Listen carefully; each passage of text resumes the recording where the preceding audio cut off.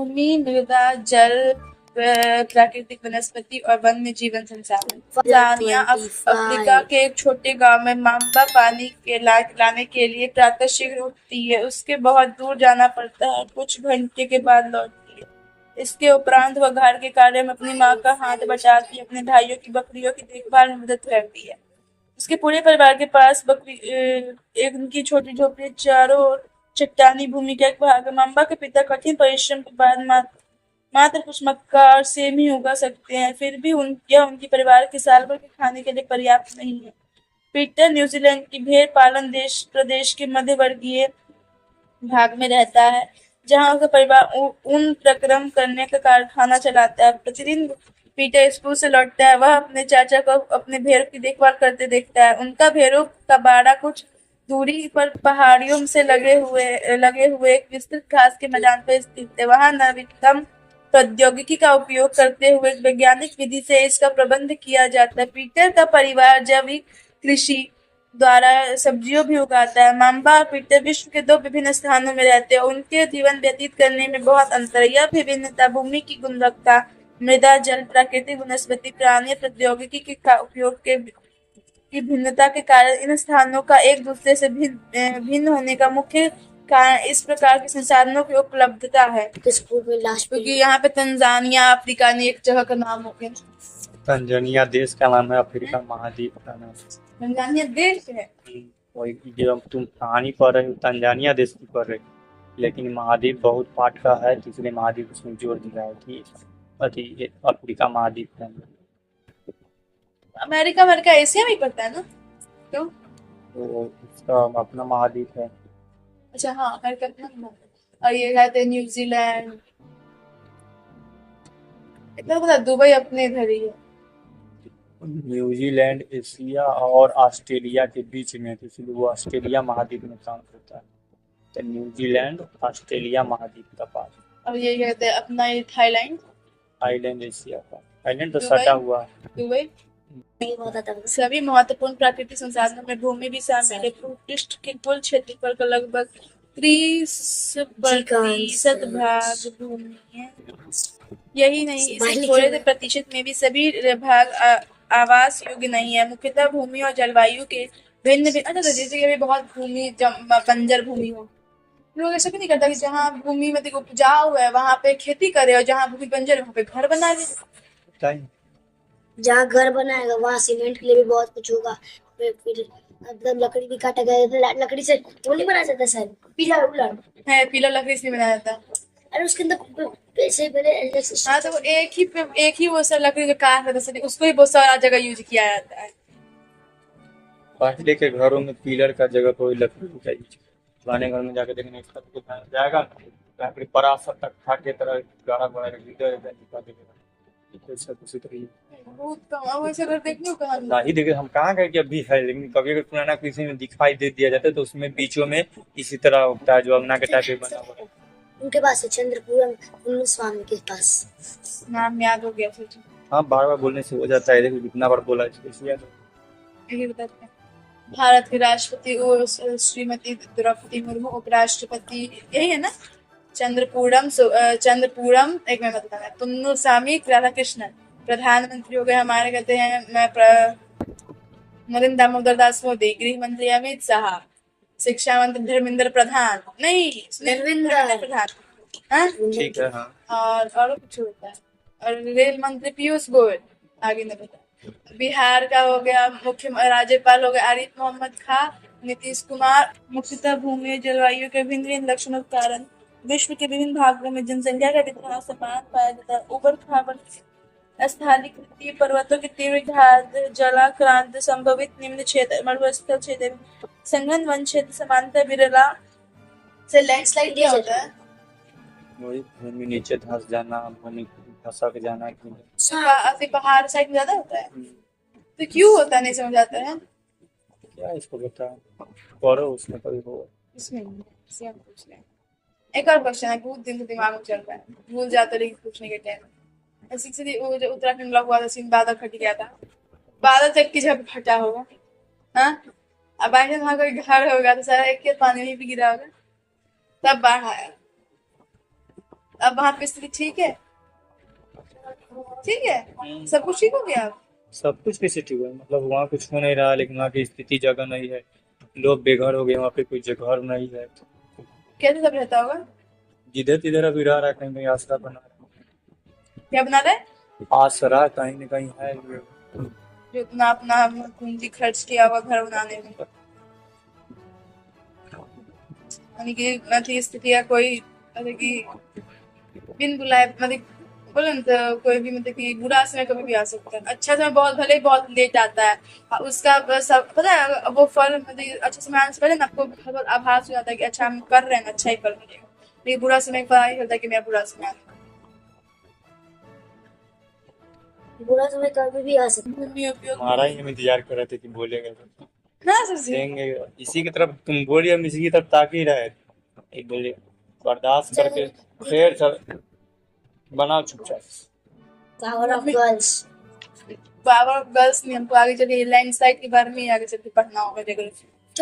भूमि का उपयोग विभिन्न कार्यों के लिए किया जाता है, जैसे कृषि, वानिकी, खनन, सड़कों और उद्यानों की स्थापना। साधारणतः इसे भूमि उपयोग कहते हैं। क्या आप बम्बार बिक्री परिवारों के भूमि उपयोग के विभिन्न तरीकों की सूची बना सकते? भूमि का उपयोग भौतिक कारकों द्वारा निर्धारित किया जाता है, जैसे स्थलाकृति, मृदा, जलवायु, खनिज और जल की उपलब्धता।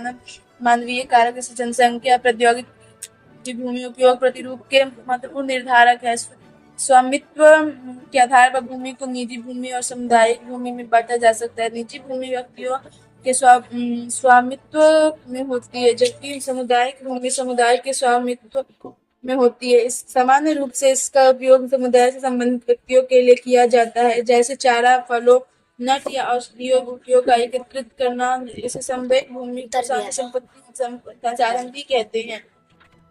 जनसंख्या और उनकी मांग सदैव बढ़ती रहती है, लेकिन भूमि की उपलब्धता सीमित है। स्थान के अनुसार भूमि की गुणवत्ता में अंतर होता है। लोगों ने सामुदायिक भूमि पर व्यापारिक क्षेत्र बनाने, नगरीय क्षेत्रों में घर बनाने और ग्रामीण क्षेत्रों में कृषि और भूमि का विस्तार करने के लिए अनाधिकृत हस्तक्षेप करना शुरू कर देते हैं। आज भूमि उपयोग प्रतिरूप से व्यापक परिवर्तन हमारे समाज में सांस्कृतिक परिवर्तनों के दर्शाता है। वर्तमान में कृषि और निर्माण संबंधित गतिविधियों के प्रसार के कारण निम्नीकरण, भूसंकलन, मृदा अपरदन, मरुस्थलीकरण पर्यावरण के लिए प्रमुख खतरा है। भूमि संसाधन का संरक्षण, बढ़ती जनसंख्या तथा इसकी बढ़ती मांगों के कारण वन भूमि, कृषि योग्य भूमि का बड़े पैमाने पर विनाश हुआ है। इससे इस प्राकृतिक संसाधन के समाप्त होने का डर पैदा हो गया। इसलिए विनाश की वर्तमान दर को अवश्य ही रोकना चाहिए। वनोरोपण, भूमि उद्धार, रासायनिक कीटनाशकों, उर्वरकों के विनियमित उपयोग तथा अतिचारण पर रोक आदि भूमि संरक्षण के लिए प्रयुक्त कुछ सामान्य तरीके हैं। मृदा, पृथ्वी के पृष्ठ पर दानेदार कणों के आवरण की पतली परत मृदा कहलाती है। यह भूमि से निकटता से जुड़ी हुई स्थल रूप मृदा के प्रकार को निर्धारित करते हैं। मृदा का निर्माण चट्टानों से प्राप्त खनिजों और जैव पदार्थ। भूसंकलन लैंडस्लाइड, अब ये ना चर्चा चलाया है।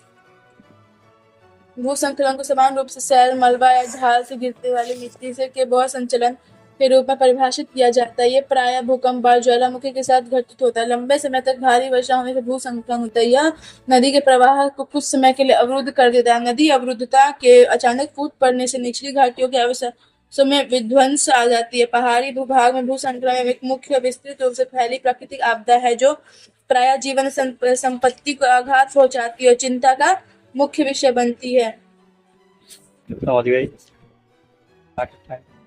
एक वस्तु स्थिति अध्ययन। हिमाचल प्रदेश के किन्नौर जिले में इसको ना एक हिस्से कर देते हैं हाईलाइट, ये पूरा आ जाएगा उसमें, कौन करेगा।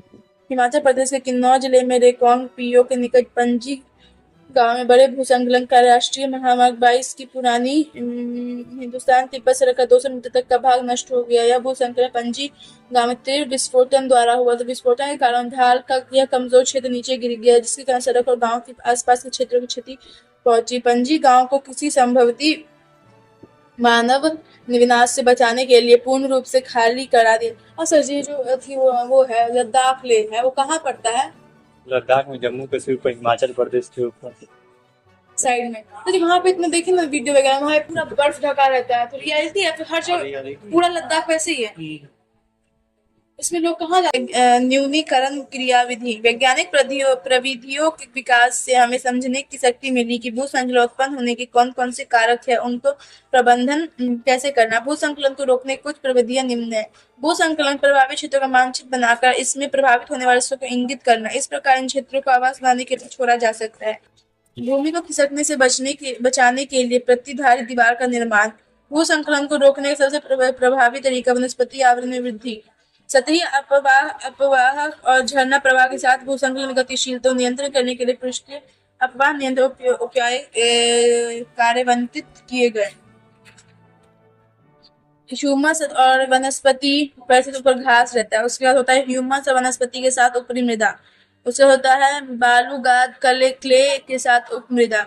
अपक्षयित चट्टानी पदार्थ और जनक चट्टान एक पूरा है तथा भूमि पर पाए जाने वाले खनिजों से होता है। यह अपक्षय की प्रक्रिया के माध्यम से बनती है। खनिजों जैव पदार्थों का सही मिश्रण मृदा को उपजाऊ बनाता है। मृदा जनक शैल रंग गठन रासायनिक गुणधर्म खनिज मात्रा पारगम्यता को निर्धारित करती है। उच्च तुंगता और ढाल मृदा की संचय को निर्धारित करते हैं। वनस्पति जात प्राणी जात और सूक्ष्म जीव ह्यूमस निर्माण की दर को प्रभावित करते हैं। समय मृदा परिच्छेदिका की मोटाई की निश्चित करता है। जलवायु तापमान वर्षा अपक्षय और ह्यूमस निर्माण की दर को प्रभावित करता है। मृदा निर्माण के मुख्य कारक जनक शैल का स्वरूप और जलवायु कारक है। मृदा निर्माण के अन्य कारक स्थलीकृत जैव पदार्थों की भूमिका मृदा निर्माण के संगठन में लगा समय अलग अलग स्थानों में ये भिन्न भिन्न है। मृदा का निम्नीकरण संरक्षण के उपाय। मृदा अपरदन और क्षीणता मृदा संसाधन के दो मुख्य खतरे हैं। मानवीय प्राकृतिक दोनों ही कारकों से मृदाओं का निम्नीकरण हो सकता है। मृदा के निम्नीकरण में सहायक कारक वनोन्मूलन अतिचारण रासायनिक उर्वरकों और कीटनाशकों का अत्यधिक उपयोग वर्षा दोहन भूसंकलन बाढ़ है। मृदा संरक्षण की कुछ विधियां है। मल्च बनाना पौधों के बीच अनावरित भूमि जैव पदार्थ जैसे घास फूस से ढक दी जाती है। इससे मृदा की आर्द्रता रुकी रहती है। वेदिका फार्म चौड़े समतल सोपान अथवा वेदिका तीव्र ढालों और बनाए रह जाते हैं ताकि सपाट सतह फसल उगाने के लिए उपलब्ध हो जाए। इससे पृष्ठीय प्रवाह मृदा अपरदन कम होता है। समोच्च रेखीय जुताई एक पहाड़ी ढाल पर समोच्च रेखाओं के समांतर जुताई ढाल से नीचे बहते जल के लिए प्राकृतिक अवरोध का निर्माण करती है। रक्षक मेखलाएं तटीय प्रदेशों शुष्क प्रदेशों में पवन गति रोकने के लिए वृक्ष कतारों में लगाए जाते हैं ताकि मृदा आवरण को बचाया जा सके। समोच्च रेखीय रोधिकाएं समोच्च रेखाओं पर रोधिकाएं बनाने के लिए पत्थरों घास मृदा का उपयोग किया जाता है। रोधिकाओं सामने जल एकत्र करने के लिए खाइयां बनाई जाती हैं। चट्टान बांध यह जल के प्रवाह को कम करने के लिए बनाई जाती है। यह नालियों की रक्षा करते एवं मृदा की क्षति को रोकते है। बीज की फसल उगाना वर्षा दोहन मृदा को सुरक्षित रखने के लिए अलग अलग समय पर भिन्न भिन्न फसलें एकांतर कतारों में उगाई जाती है। जल एक महत्वपूर्ण नवीकरणीय प्राकृतिक संसाधन है। भूमि पृष्ठ का 3/4 भाग जल से ढका है। इसलिए जल ग्रह कहना उपयुक्त है। लगभग 3.5 अरब वर्ष पहले जीवन आदि महासागरों से में ही प्रारंभ हुआ था। यद्यपि आज महासागर पृथ्वी की सतह के 2/3 भाग को ढके हुए हैं और विविध प्रकार के पौधे और जंतुओं की मदद करते हैं। महासागरों के जल लवणीय है और मानवीय उपयोग के लिए उपयुक्त नहीं है। लवण जल केवल 2.7% ही है। इसका लगभग 70% भाग बर्फ की चादरों और हिमालयों के रूप में अंटार्कटिका या ग्रीनलैंड पर्वतीय प्रदेशों में पाया जाता है। अपनी स्थिति के कारण ये मनुष्यों की पहुंच के बाहर है। केवल 1% लवण जल उपलब्ध है और यह मानव उपभोग के लिए उपयुक्त है।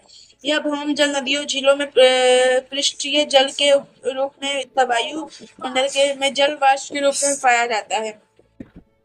इसलिए अलवणीय जल पृथ्वी का सबसे अधिक मूल्यवान पदार्थ है। पृथ्वी पर जल न बढ़ाया जा सकता और न घटाया जा सकता। इसकी कुल मात्रा स्थिर रहती है। इसकी प्रचुरता में विविधता प्रतीत होती है क्योंकि यह वाष्पीकरण घर्षण और बाहर की प्रभाव से जल उपलब्धता की समस्या है। विश्व में कई प्रदेशों में जल की कमी है। अधिकांश अफ्रीका पश्चिमी एशिया दक्षिण एशिया पश्चिमी संयुक्त राज्य अमेरिका के भाग उत्तर पश्चिमी मेक्सिको, दक्षिण अमेरिका के भाग और संपूर्ण ऑस्ट्रेलिया अलवणीय जल की आपूर्ति की कमी का सामना कर रहे हैं। ये देश ऐसे जलवायु प्रदेशों में स्थित है जहां अक्सर सूखा पड़ता है। उनमें जलाभाव की अधिक समस्याएं बनी रहती है। इस प्रकार जल का अभाव मौसमी अथवा वार्षिक वर्षण की विविधता के परिणाम स्वरूप हो सकता है, अथवा अति उपभोग और जल स्रोतों के संदूषक के कारण भी जल का अभाव हो सकता है। जल संसाधनों का संरक्षण आज के विश्व में शुद्ध तथा पर्याप्त जल स्रोतों तक पहुंचना एक बड़ी समस्या बन गई है। इस क्षीण होते संसाधन के संरक्षण के लिए कदम उठाने चाहिए। यद्यपि जल एक नवीकरणीय संसाधन है, तथापि इसका अति उपयोग और प्रदूषण इसे उपयोग के लिए अनुपयुक्त बना देता है। अशोधित या आंशिक रूप से संशोधित वाहित मल, कृषि रसायनों का विसर्जन और जल निकायों में औद्योगिक बहिस्त्राव उपयोग विधि से शोधित करके जल प्रदूषण नियंत्रित किया जा सकता है। वन और अन्य वनस्पति आवरण धरातलीय प्रवाह को मंद करते हैं और भूमिगत जल को पुनः पूरित करते हैं। जल संग्रहण पृष्ठीय प्रवाह को बचाने की दूसरी विधि है। जल रिसाव को कम करने के लिए खेतों को संचित करने वाले नहरों को ठीक से पक्का करना चाहिए। रिसाव और वाष्पीकरण से होने वाले जल क्षति को रोकने के लिए क्षेत्र की स्प्रिंकलरों से सिंचाई करना अधिक प्रभावी विधि है। वाष्पीकरण की अधिक दर वाले शुष्क प्रदेशों में सिंचाई की ड्रिप तथा टपकन विधि द्वारा बहुत उपयोगी होती है। सिंचाई की इन विधियों को अपनाकर बहुमूल्य जनसाधन की संरक्षण किया जा सकता है। प्राकृतिक वनस्पति और वन्य जीवन। स्कूल के बच्चे हस्तशिल्प प्रदर्शनी में घूम रहे थे। प्रदर्शनी की वस्तुएं देश के भिन्न भिन्न भागों से एकत्रित की गई थी। मोना ने एक थैला हाथ में उठाया उत्साह से कहा, यह एक सुंदर हैंड बैग है। अध्यापिका ने कहा, हाँ, यह जूट से बना है। क्या आप उन टोकरियों की द्वीप क्षेत्रों और कुर्सियों को देखते हैं? वे बेंत और बांस की बनी है। भारत में पूर्वी और उत्तर पूर्वी आर्द्र प्रदेश में बांस प्रचुर मात्रा में पैदा किए जाते हैं। जैसी रेशमी स्कार्फ देख कर उत्साहित थी। यह खूबसूरत स्कार्फ देखो। अध्यापिका ने स्पष्ट किया कि रेशम रेशमी कीटों से प्राप्त होता है जो शहतूत के पेड़ों पर पाए जाते हैं। बच्चे समझ गए कि पौधे हमें अनेक विभिन्न उत्पाद प्रदान करने की जिनका उपयोग हम अपने दैनिक जीवन में करते हैं। प्राकृतिक वनस्पति और वन्य जीवन केवल स्थल मंडल, जलमंडल, वायुमंडल के बीच जुड़े हुए एक संकरे क्षेत्र में ही पाया जाता है, जिसे हम जैव मंडल कहते हैं। जैव मंडल में सभी जीवित जातियां जीवित रहने के लिए एक दूसरे के से परस्पर संबंधित और निर्भर कर रहती है। इस जीवन आधारित तंत्र को परितंत्र कहते हैं। वनस्पति और वन्य जीवन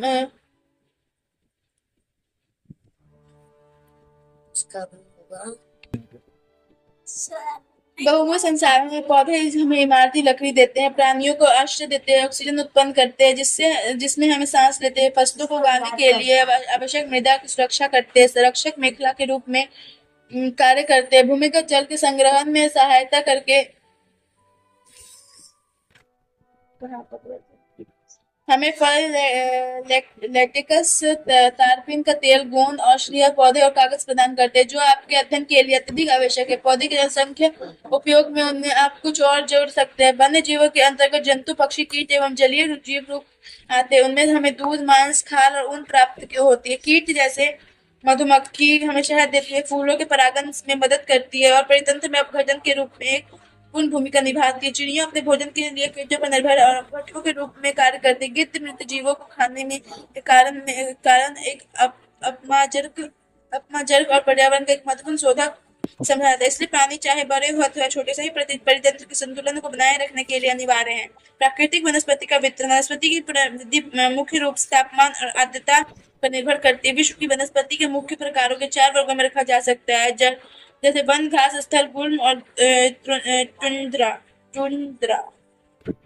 भारी वर्षा वाले क्षेत्रों में विशाल वृक्ष उग सकते हैं। इस प्रकार वन प्रचुर जल आपूर्ति वाले क्षेत्रों में से ही पाए जाते हैं। जैसे जैसे आर्द्रता कम होती है वैसे वैसे वृक्षों का आकार और उनकी सघनता कम हो जाती है। सामान्य वर्षा वाले क्षेत्रों में छोटे आकार वाले वृक्ष और घास उगती है, जिससे विश्व के घास स्थलों का निर्माण होता है।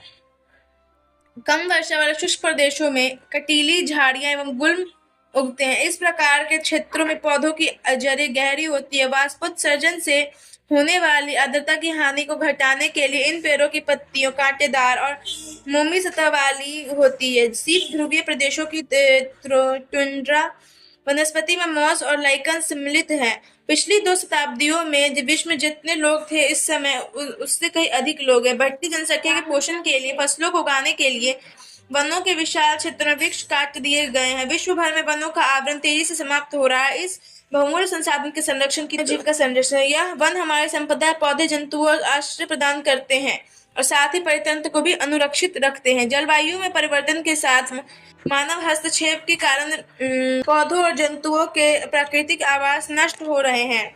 देख करके टाइम पास को भी निकालो। पशु खाल, चमड़ा, नाखून, दांत और पंखों के साथ साथ सींगों के एकत्रीकरण और गैर कानूनी व्यापार के लिए जंतुओं का अनाधिकार शिकार किया गया है। इनमें से